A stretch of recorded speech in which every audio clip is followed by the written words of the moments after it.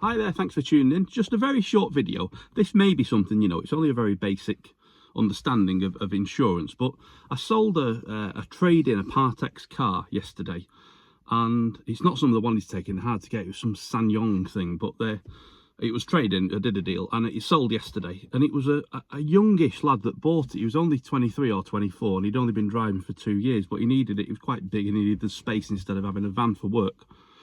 And what nearly broke the deal is he went to get a quote on insurance while he was here sorting it out, and he couldn't believe his insurance was like about £930 a year more than it was on his previous car. And what I wanted to make a short video on, because I've come across this before, when you're buying a car, especially if you're in a high insurance category personally, like you're young, you've not been driving very long, you live in a high risk postcode like a lot of city centres are, Liverpool, Manchester, Leeds, Bradford, London in particular.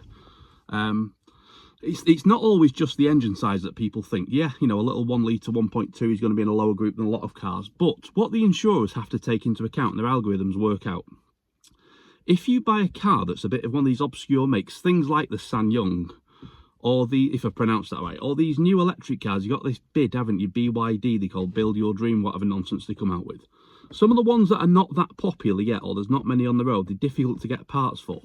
If you're involved in an accident, you're going to be very costly to the insurer more than likely, because the parts are more expensive, they're harder to source, which might mean your car's in a body shop for 3 weeks waiting for a part. And in the meantime, this is the key, if you've got comprehensive insurance, your insurer is obliged to give you a like-for-like courtesy car, a free loan car.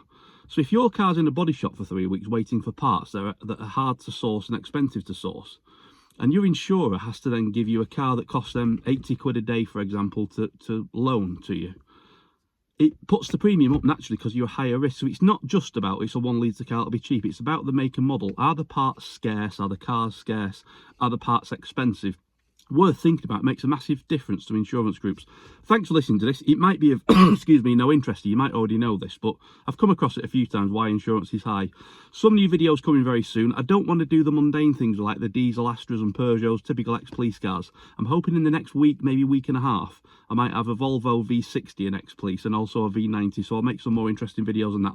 But thanks for watching, and if you're unsure about your insurance, it's just worth doing a bit more research before you buy a car, because you might find that what you think is cheap insurance isn't, because it's difficult to get parts and expensive for parts. Thanks for watching.